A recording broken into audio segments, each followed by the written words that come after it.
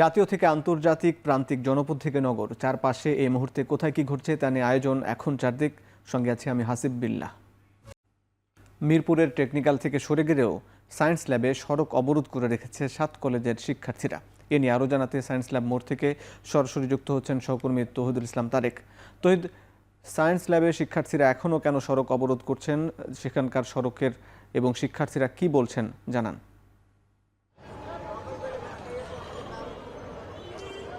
হাসিব, আপনি জানেন যে আজ দুপুর থেকেই কিন্তু এই সায়েন্স ল্যাব মোড় এবং আরও দুটি স্থানে কিন্তু এই 7 কলেজে যে শিক্ষার্থীরা রয়েছে তারা প্রস্তাবিত সেন্ট্রাল বিশ্ববিদ্যালয়ের যে অধ্যাদেশ, সেই অধ্যাদেশ জারির এক দফা দাবি নিয়ে এই অবরোধগুলো করেছিলেন এবং অন্যান্য স্থান থেকে তাদের অবরোধ তুলে নিলেও এখানে সায়েন্স ল্যাবে তাদের অবরোধ চলমান রয়েছে। এর কারণ হিসেবে তারা বলছে যে এই সায়েন্স ল্যাব মোড় তাদের এই অবরোধ এবং যে আন্দোলন, সেই আন্দোলনের মূল পয়েন্ট। এবং এই আন্দোলনের ক্ষেত্রে তারা আসলে যে দাবি তুলে ধরছে, সেই দাবি না মানা পর্যন্ত এই আন্দোলন চালিয়ে যাওয়ার ঘোষণা তারা দিয়েছেন। তবে তারা একটু আগে বলেছেন যে আজকে সন্ধ্যা নাগাদ খুব সম্ভবত তারা এই অবরোধ তুলে নেবেন, কিন্তু তার আগে তারা একটি সংবাদ সম্মেলন করবেন। এরপরেই আসলে তারা পরবর্তী তাদের কি কর্মসূচি হবে দাবি না মানা পর্যন্ত সে বিষয়ে তারা জানাবেন এবং আগামীকাল পর্যন্ত কিন্তু তারা সময় বেঁধে দিয়েছেন সরকারকে এবং এরপরে তারা এই বিষয়ে আরও বিস্তারিত জানাবেন।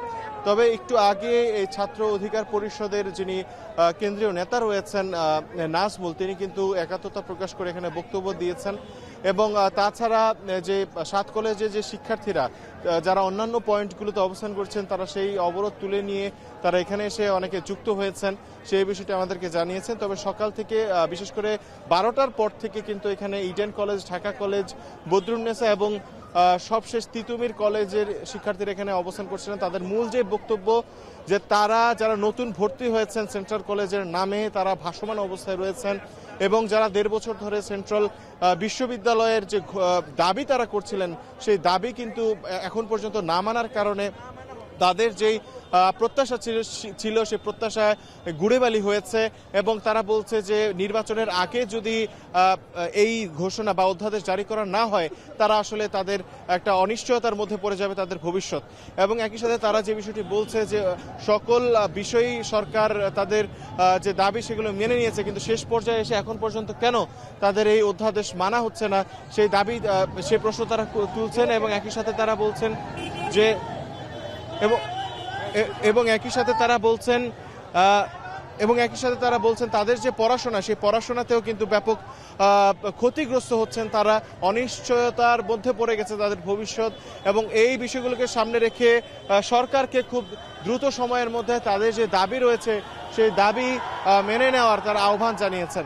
এই ছিল আমার কাছে সবশেষ। তৌহিদ জানাচ্ছিলেন সায়েন্স ল্যাব থেকে শিক্ষার্থীদের অবরোধের খবর। তেজগাঁও কলেজের শিক্ষার্থী সাকিবুল হাসান রানার হত্যার বিচার ও অভিযুক্তদের দ্রুত গ্রেপ্তারের দাবিতে রাজধানীর ফার্মগেট মোড়ে সড়ক অবরোধ করেছেন শিক্ষার্থীরা। এতে আশেপাশের এলাকার তীব্র যানজটের সৃষ্টি হয়, ভোগান্তিতে পড়ে হাজারো মানুষ। বুধবার সকাল 11টার পর পূর্ব নির্ধারিত কর্মসূচি অনুযায়ী তেজগাঁও কলেজের সাধারণ শিক্ষার্থীরা ফার্মগেট মোড়ে অবস্থান নিয়ে স্লোগান দিতে থাকে। তাদের দাবি, সাকিব হত্যার 36 দিন পার হয়ে গেলেও মূল অভিযুক্তদের এখনও গ্রেপ্তার করা হয়নি। সিসিটিভি ক্যামেরা দেখে দ্রুত সময়ের মধ্যে তাদের গ্রেপ্তার ও দ্রুত বিচারের দাবি জানান তারা। প্রশাসনের এই গড়িমসির প্রতিবাদে তারা ফার্মগেট ব্লক কর্মসূচি পালন করেছেন। এ সময় ফার্মগেট এলাকার আশেপাশে তীব্র যানজটের সৃষ্টি হয়, ফলে সাধারণ মানুষ, পুলিশ এবং শিক্ষার্থীদের মধ্যে কয়েক দফা ধস্তাধস্তির ঘটনা ঘটে। পরে বেলা বাড়ার সাথে সাথে বিকেল 4টার পর অবরোধ কর্মসূচি স্থগিত করে। সেই সাথে আগামীকাল বিকেল 3টায় তেজগাঁও থানা ঘেরাও সহ ফার্মগেট ব্লকেটের ঘোষণা দেওয়া হয়।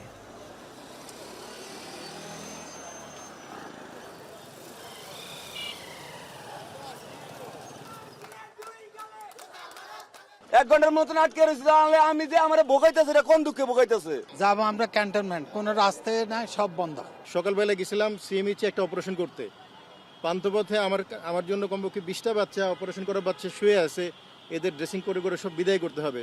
এইভাবে রাজপথ আটকায়া এই ধরনের আন্দোলনে সমর্থনযোগ্য না। আমাদের এখানে আজকে ফার্মগেট ব্লকেট কর্মসূচি সময় আমাদের ছাত্র ভাইকে পুলিশরা একটা হামলা করে। এই হামলার কারণে কালকে দুপুর 3টা বাজে আমরা তেজগাঁও থানা ঘেরাও করব এবং ফার্মগেট ব্লকেট কর্মসূচি করব।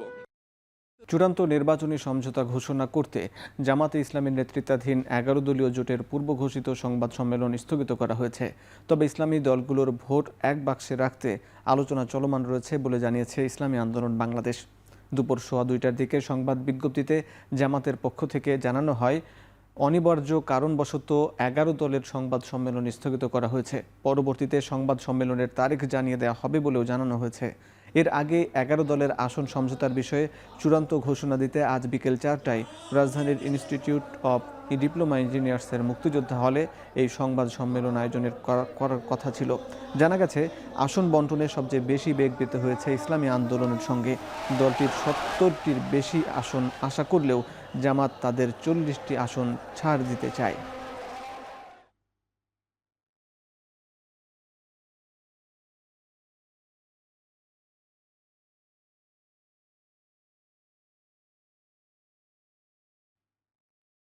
পতিত সরকারের সমর্থকেরা জাতীয় নির্বাচন নিয়ে ভুয়া খবর ও অপপ্রচার চালিয়ে বিভ্রান্তি চালাচ্ছে বলে জানিয়েছেন প্রধান উপদেষ্টা ডক্টর মোহাম্মদ ইউনূস।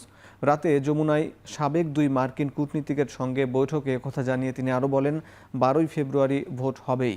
যমুনায় ট্রাম্প প্রশাসনের দায়িত্ব পালনকারী মার্কিন 2 জ্যেষ্ঠ কূটনীতিক সাক্ষাৎ করতে গেলে এই মন্তব্য করেন ডক্টর ইউনূস। নির্বাচনের সময় অন্তর্বর্তী সরকার সম্পূর্ণ নিরপেক্ষ থাকার অঙ্গীকার করেন প্রধান উপদেষ্টা। তিনি বলেন, সব দলের জন্য লেভেল প্লেইং ফিল্ড নিশ্চিত করা হবে। সাবেক মার্কিন ভারপ্রাপ্ত under secretary of state Albert গম্বিস এবং সাবেক কূটনীতিক মোস্তান জাতীয় নির্বাচনের আগে বাংলাদেশ সফর করছেন। ঘণ্টাব্যাপী বৈঠকে প্রধান উপদেষ্টা ও কূটনীতিকরা জুলাই বিপ্লব ও তার পরবর্তী পরিস্থিতি, জুলাই চার্টার ও গণভোট নিয়ে বিস্তারিত আলোচনা করেন।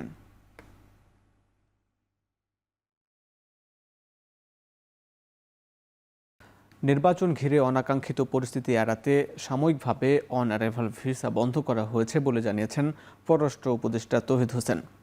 এটি একেবারেই বন্ধ করা হয়নি। বিকেলে নিজ মন্ত্রণালয়ে সাংবাদিকদের প্রশ্নের জবাবে তিনি আরও বলেন, পোস্টাল ব্যালটের অপব্যবহার অনেকেই করতে চাইতে পারে, তবে এ বিষয়ে কমিশনের মিশনের খুব বেশি করার কিছু নেই বলে জানান তৌহিদ হোসেন।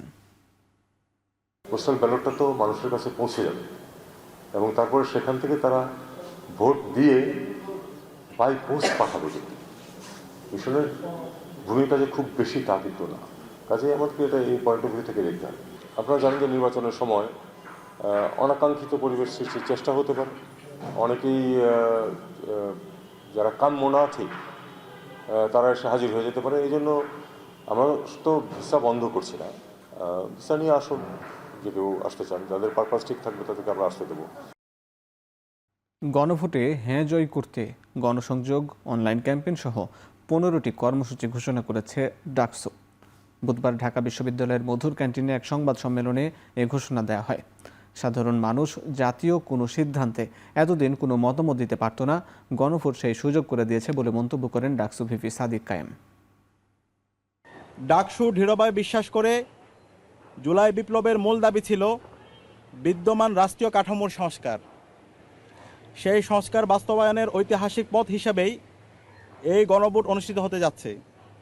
অতএব এই গণভোটে অংশগ্রহণ ও হাঁ ভোট প্রদান করা জুলাই শহীদদের রক্তের পবিত্র আমানত রক্ষার একটি ঐতিহাসিক দায়িত্ব। দীর্ঘ ফ্যাসিবাদী শাসনে এদেশের জনগণ রাষ্ট্রীয় সিদ্ধান্ত গ্রহণ প্রক্রিয়া থেকে কার্যত বঞ্চিত ছিল। গণভোট সেই ফ্যাসিবাদী কাঠামো ভেঙে জনগণের ক্ষমতা জনগণের হাতেই ফিরে দেওয়ার এক গুরুত্বপূর্ণ পদক্ষেপ। সাকরাইন উৎসবে বর্ণিল পুরান ঢাকা। ঘুড়ি, ফানুস আর মানুষের উচ্ছ্বাসে ভিন্ন মাত্রা পেয়েছে উৎসব। এ নিয়ে আরও জানাতে সরাসরি যুক্ত হচ্ছেন সহকর্মী আতিক মেজবা লগ্ন। সাকরাইন উৎসবে পুরান ঢাকাবাসীর উচ্ছ্বাস কেমন দেখছেন? কি আয়োজন আছে এই উৎসব ঘিরে? হাসিব, এবারে শাকরাইন সম্পূর্ণ ভিন্ন রকম, ভিন্ন একটা আবহাওয়া। আমরা জানি যে আতশবাজির জন্য আসলে অনেকেই নেতিবাচকভাবে মন্তব্য করেছিলেন গেল বছরগুলোতে। এবারে আতশবাজির প্রকোপ নেই, কিন্তু ঐতিহ্যগতভাবে যে ঘুড়ি, সেই ঘুড়ি উড়ানোর যে প্রয়াস বা প্রচেষ্টা, সেটি কিন্তু আমরা একদম অনবরত দুপুরের পর থেকেই আমরা দেখেছি। আমরা বেশ কয়েকদিন ধরেই পুরান ঢাকায় ছিলাম, আমরা দেখেছি শাঁখারী বাজার থেকে আসলে যারা ঘুড়ি কিনে থাকে, তারা ঘুড়ি কিনে আসলে ঘুড়ি উড়ানোর যে প্রতিযোগিতা, ঘুড়ি কাটার যে প্রতিযোগিতা, সেই প্রতিযোগিতা কিন্তু অব্যাহত রেখেছে। এবং এখন যেমনটা আসলে আপনারা দেখতে পাচ্ছেন, প্রত্যেকটা ছাদে কিন্তু একদম সকল ধরনের বয়সের যে ভেদ রয়েছে সেগুলোকে বাদ দিয়ে নির্বিশেষে সবাই মিলে কিন্তু ঘুড়ি উড়ানোর যে প্রচেষ্টা, সেই ঘুড়ি কিন্তু উড়াচ্ছে। এবং আকাশে আমরা যেমন পাখি দেখছি, ঘুড়ি দেখছি, এবং পারিবারিকভাবে সবাই মিলে এক হয়েই কিন্তু রং বেরঙের ঘুড়ি উড়াচ্ছে। এখন সন্ধ্যা হয়েছে, আমরা দুপুর থেকেই দেখেছি যে এখানে যারা আসলে ঘুড়ি উড়াচ্ছিল, ভাগাট্টা যে বলে থাকে, একই সাথে আমরা জেনেছি যেটিকে আঞ্চলিক ভাষা বলা হয় মাঞ্জা দেয়া, এই মাঞ্জা দেওয়ার মাধ্যমে কিন্তু ঘুড়ি কাটাকাটির একটা প্রতিযোগিতা চলছিল। আমরা স্থানীয়দের সাথে কথা বলেছি, স্থানীয়রা যেমনটা আমাদেরকে জানিয়েছে যে তারা স্বাভাবিকভাবে যেটা আমাদেরকে বলেছে যে এই উৎসবটি মূলত হচ্ছে তাদের একটা পারিবারিক মিলন মেলা, অর্থাৎ পরিবার সমেত যারা আসলে এখানে রয়েছে তারা সবাই মিলেই কিন্তু এখানে আসে এবং একই সাথে ঘুড়ি উড়ায়। এবং এই উৎসবের যে একটা আমেজ, এর মাধ্যমে তাদের যে ক্লান্তি, নৈরাশ্য বা যে জীর্ণতার বিষয় রয়েছে, সব কিছুকে পেছনে ফেলে ধূসর যে এই নগরী রয়েছে, এই নগরীর মাঝে তারা একটা বর্ণিল এবং সুন্দর একটা শুরু করতে চায়। এবং একই সাথে বলতে চাই আসলে ঐতিহ্যগত দিক থেকে আসলে মোগল আমলের পর থেকেই এই ঘুড়ি উড়ানোর যে উৎসব বা প্রতিযোগিতা প্রত্যেকটি ছাদে হতো। এবং যেহেতু মধ্যযুগে আমরা জেনেছি যে এই ঢাকার যে প্রধান অংশই ছিল কিন্তু এই পুরান ঢাকা, এবং এই পুরান ঢাকায় আসলে নানান আঙ্গিকে, নানান রঙে ঢঙ্গেই কিন্তু যারা জনমানুষ ছিল তারাই কিন্তু এই প্রতিযোগিতায় অংশ নিয়েছিল। আমরাও কিন্তু সেই প্রতিযোগিতা এবং একই সাথে যে উৎসব রয়েছে সেই উৎসবের আমেজে রয়েছি। হয়তোবা সন্ধ্যা হলে আমরা আরো বিস্তারিত জানাতে পারবো। তো হাসিব, এই ছিল আমার এখান থেকে সর্বশেষ। মেজবাহ লগ্ন জানাচ্ছিলেন পুরান ঢাকায় শাকরাইন উৎসবের খবরাখবর। দর্শক, শেষ করছে আজকের এখন চারদিক ওয়েবসাইটে দেখতে ভিজিট করুন www.এখন.tv। ফেসবুকে দেখুন facebook.com/tv.এখন এবং ইউটিউবে দেখুন youtube.com/c/echontv।